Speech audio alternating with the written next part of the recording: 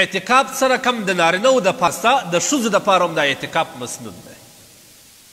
هغه روایت ما تاسو ته پیش کړي چې عایشه رضی الله تعالی عنها فرمایي چې نبي علیه الصلات وسلام دغه اعتکاف په خپل زندگی کې چې د هجرت نه وروسته نبي علیه الصلات وسلام نه دی پرېښی، د هغه وروسته ازواج مطهرات هم کوي. د ښځو دپاره هم د اعتکاف ثواب لري. خو د ښځو دپاره اعتکاف په کوم ځای کې، په مسجد کې او که په کور کې؟ حدیث کې راځي نبي کریم صلی الله علیه وسلم د ښځو دپاره وایي چې د ښځو بهترین مسجد خیر المساجد، د ښځو بهترین مسجد څه دی؟ هغه د کور د یو خونې په کونج کې لمونځ کول، فی قعر بیتهن. استاد احمد دا روایت اخیستی دی. لہذا د ښځو دپاره اعتکاف باید په مسجد کې نه وي، هلته د پردې اهتمام نشته، بلکې د ښځو اعتکاف په کور کې دی. په کور کې لومړی خو دا مسله باید ښځې زده کړي چې عام طور ښځه په کور کې لمونځ کوي، باید د دې د لمانځه ځای انتخاب وي، د خونې یو کنج وي یا یو جلا خونه وي، هلته د ښځو دپاره مصلا وي، دغه مصلې هوارې وي، ښځې لمونځونه کوي. که هغه نه وي، باید په کور کې د ښځې دپاره یو جلا ځای انتخاب وي چې ښځه پر هغه ځای باندې لمونځ کوي، بیا د هغه ځای د صفایي ډېر خیال وساتي. نو چې کله روژه راله دا د اعتکاف اراده کوي او اعتکاف هم په هغه ځای کې کوي مخکې چې دی لمونځ کوي. او که چیرې دې انتخاب کړی نه و د لمانځه ځای، نو په دغه روژه کې دې انتخاب کړي یو کنج، په هغه کنج کې دې دا ښځه د لمانځه د ځای سره سره لږ اخواته لږ دې خواته د ځای اراده وکړي، حدود دې معلوم کړي چې دغه ځای او دغه ځای دا حدود یې معلوم کړي.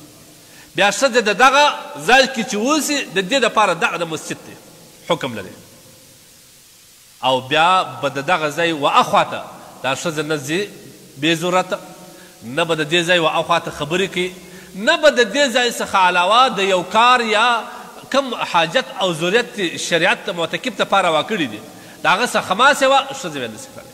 البته د ضرورت په خاطر باندې د اوداسه دپاره او یا دغه د کم د غسل دپاره د ضروریات دپاره د دا ځای څخه تللی ځي. کله چې ضرورت پر ځای کې فورا به دغه ځای ته ځان رسوي.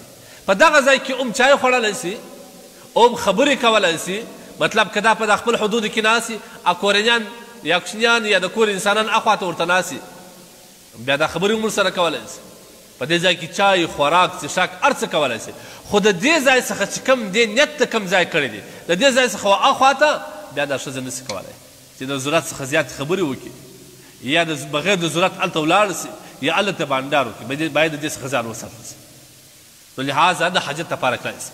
د ښځو دپاره ضرورت په دغه اعتکاف چې کوم دی هغه ځای دی چې ښځه په کوم ځای کې لمونځ کوي، دا د ښځې دپاره د اعتکاف ځای دی، او الله سبحانه وتعالی په دې کې اجر وکړي. باید وي کې ښځه دا سنت پر ځای کې. الحمدلله اوس خو د ډېرو انسانانو دې ته پام سوي دي. پخوا زموږ د ښځینهو دې ته پام و، موږ خو ډېر مسؤلی د الله په وړاندې. بل ورځ مې حدیث ویلی چې نبي علیه الصلات وسلام فرمایي چې د قیامت په ورځ به دغه زنانه میرمن د خپل خاوند و ګریوان ته لاس واچوي چې تا ما ته څه شی را زده کوي، تا ما څه لمونځ واورېدی، تا څه ودې پوښتئ، تا زما څه خپله کلمه وپوښتل، اعتکاف و دا مسنون اعمال و دا دعاوې خو ولته لرې پرېږده، دا خو لرې خبره ده. بیا به دغه خاوند مسؤوله وي د دغه ښځې. د قیامت په ورځ به د دغه خاوند څخه د دې په باره کې پوښتنه وکړي. الحمدلله اوس خو علم عام سو. څومره چې په تاریخ کې علم دومره نه دی عام سوی لکه اوس چې عام سو. د کتابو د لارې، د مکتبو د لارې، د منبرو د لارې، د مساجد د لارې، د تبلیغ د لارې، د مدرسو د لارې، د سوشل میډیا د لارې، د اف ام راډیو د لارې، د ټي وي د لارې دا علم دومره خپور سو چې اوس هر یو الحمدلله د غونې قدر په خپل دین خبر دی او عمل مهم دی. لہذا ښځه د کور نارینه باید دا ښځه دې ته وهڅوي چې ته اعتکاف وکړې. انشاءالله د کور په کارو کې موږ نور انسانان مرسته کوو. نورې زنانې الحمدلله په کور کې داسې کوري چې 5-6 زنانې، یوه زنانه د اعتکاف ته کې نور دي د دې کار په مخه واخلي، د دغه اعتکاف ثواب هغه زنانو ته هم الله پاک ورکوي، ځکه په اعتکاف کولو کې مرسته د هغو انسانانو وه. دا باید وسي په کور کې باید یوه زنانه اعتکاف ته وقف سي. او دا اعتکاف ته ځان انتخاب کې په مسنون طریقه باندې بیا دلته اعتکاف وکړي.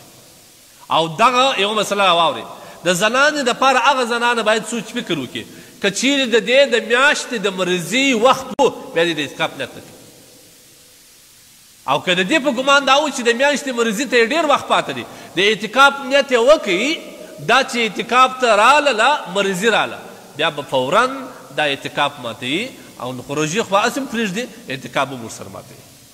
نو پکار دا دی موږ خپلې زنانو ته لږ په دین کې برخه ورکړو، لږ د هغوی سره احسان وکړو، لږ د هغوی سره من وکړو، بیا به زموږ دپاره دا د قیامت چې کوم مسؤلیت دی هغه به پر موږ باندې کم وي. لهذا پر ورحمېږي، دا عبادت ته فارغه کوي، دا تهجد ته نه ده فارغه، دا د ورځې قرآن ویلو ته نه ده فارغه، ستا د بچیانو ستا د کور خدمت څه فارغه نه ده. نو اعتکاف ته به چیرې فارغه، دا احسان به ته کوې، دا زور به پر ځان راوړې چې زه یا د کلي څخه بلې ښځه راولم هغه به ستا خدمت کوي په پرده کې، خو ته اعتکاف ته ځه، هغه ته زه اجرت ورکوم. یا زموږ د کور زنانې ډېرې دي هغوی یوه دې ته انتخابوم، خو اعتکاف چې کوم دی دا لازم هم نه دی چې خامخا هرو مرو بیا کوي، نه نه، دا یو سنت عمل دی، باید دا ستا د کور انسانان دغه سنت پر ځای کړي. زه دا خبره کوم، لازم نه دی چې خامخا بیا کوي، نه نه، لازم نه دی. پکار دا ده د کور کې یوه زنانه باید اعتکاف ته انتخاب شي.